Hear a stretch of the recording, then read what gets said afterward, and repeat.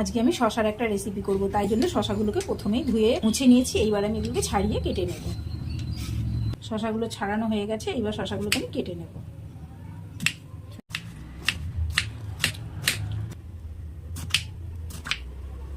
যেহেতু আমরা পেঁয়াজ খাবো না, তাই এর মধ্যে আমি পেঁয়াজ ব্যবহার করবো না। তোমরা চাইলে পেঁয়াজ দিতেও পারো। এবার নিয়ে নিচ্ছি একটা বড় সাইজের টমেটোটাও আমি কেটে নেব। যেহেতু আমি ভাজা মশলা দেবো, তার মধ্যে লঙ্কাও থাকবে, তাই আমি 2টো কাঁচা লঙ্কা নিয়েছি। কাঁচা লঙ্কাগুলোকে কেটে নেব। এদিকে কড়া গরম হয়ে গেছে, আমি কড়াতে 2টো পাঁপড় সেঁকে নেব তেল ছাড়া।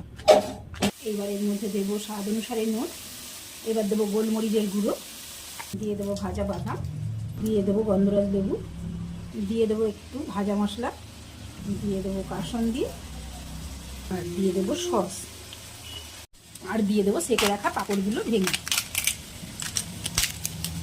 দিয়ে এটাকে ভালো করে মাখবো। দেখো ফ্রেন্ডস, শশা তো আমরা এমনি অনেক খাই, কিন্তু শশার এই চাটটা একবার বানিয়ে খেয়ে দেখো, খুব ভালো লাগবে।